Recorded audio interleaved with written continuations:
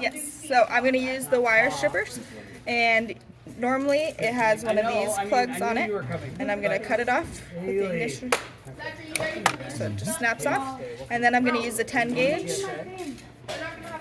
and about a finger width, so you can kind of see finger width is or less, and you're going to pull, and that's going to expose the two other wires. Then you're going to go down to the next level, or the last level, so 2022. You're going to split it, go one at a time, put it through the slot, pull it through, and that exposes that copper wire. And you're going to want to expose it on both sides. Ooh, make sure that's out of the way. Say hi to Mr. J. Come on in. Are you a little brother? Okay, and that exposes both the copper wires. So that's just prepping the wire. Now you're going to go into tinning the wires. So you're going to first twist. Is there any popcorn left over there? All your copper wires together. Rick, I found an extra blade. There's extra blades in our pit. They're in the flight bin. Look in Flight the table. bin. Okay, so it all has the copper wires twisted. Food in here? Do you Yeah. have a food handler's license? You have a food handler's license. This is our president. Okay. PSA.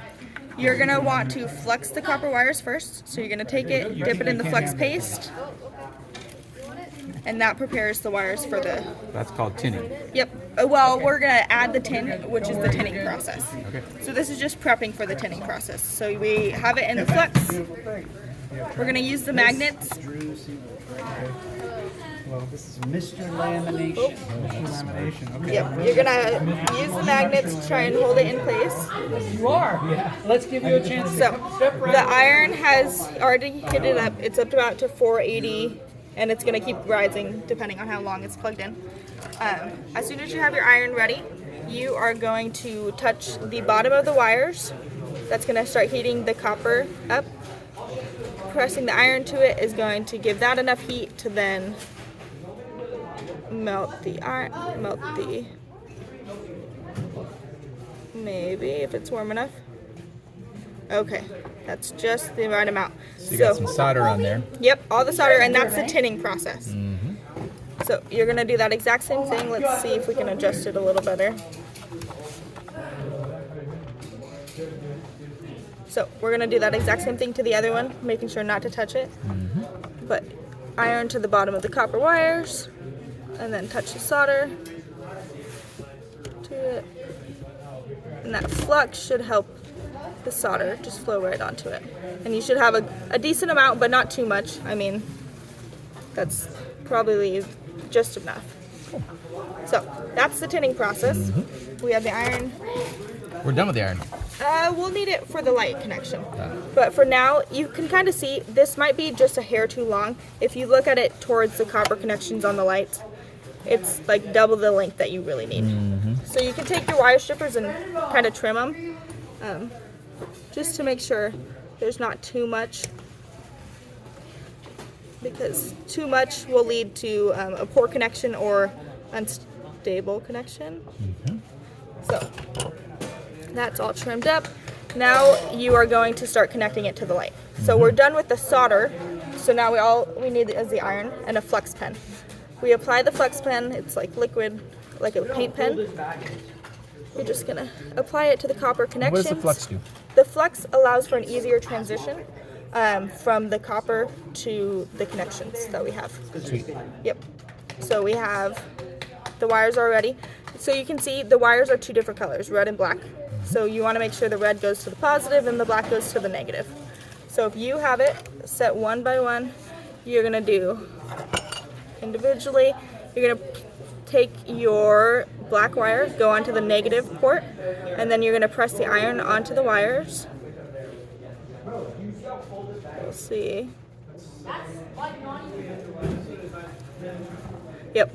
So you can kind of see there's a connection. We might have to add some more solder just in case. And then you're going to go to the red one. And then you're going to remelt.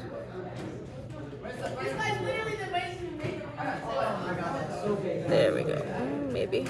But you gotta make sure the solder doesn't run from one to the other. Exactly. You don't want too much or it's going to puddle. So, and again, it might take a few seconds for it to all heat up, and then make sure that the There we go. So it kind of pops into place. On this one, I'm going to add just a tiny bit more. If your iron is at least hot enough and clean enough, you should be able to take the solder and touch it to the tip of the iron. Oh, maybe not. Hold on. Let's clean it. And cleaning is just allowing it to have a better surface for applying the solder. And usually you want to prep, there it is. That's too much. But let's see if we can get any off of there. A little bead. Yeah, kind of a little bead. That's probably going to be a little too much. So you might, yeah, you just want it covered in the solder, and then you're going to apply it back to that black connection.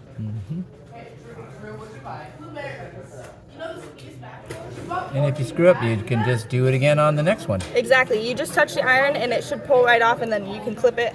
Again, the cords are about 3 feet, or at least ours are, so you can cut it and redo it.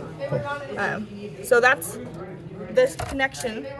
If this had a USB on the other side, we'd be able to test it if I was prepared. Yep. And it should work right Let's away. assume it did. So now we have to put some shrink wrap around that. Yes, All right? exactly. So you would first initially put the hot glue right around anything that's exposed. So any copper wire or any red or black insulation, just to add a layer of protection. Okay. And then you are going to also take the heat shrink.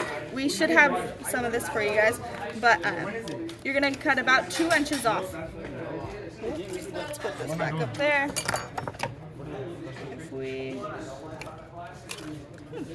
Well, your wire strippers work for that too. So it's kind of like a bubble or a straw. You're going to have to feed your lights through it.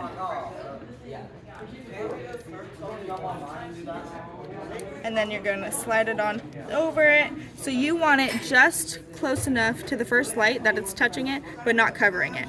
Of course, if it's covering it, you can take an X-Acto knife or a blade and cut around it and expose that light. Just so that the only reason you'd do that is so that the light wouldn't be blocked. Covered, yep, Yeah. basically. And then you use the heat gun and then heat gun it, and it will shrink up onto the wire and the light, and that'll just be that another layer of protection around it. So, yeah.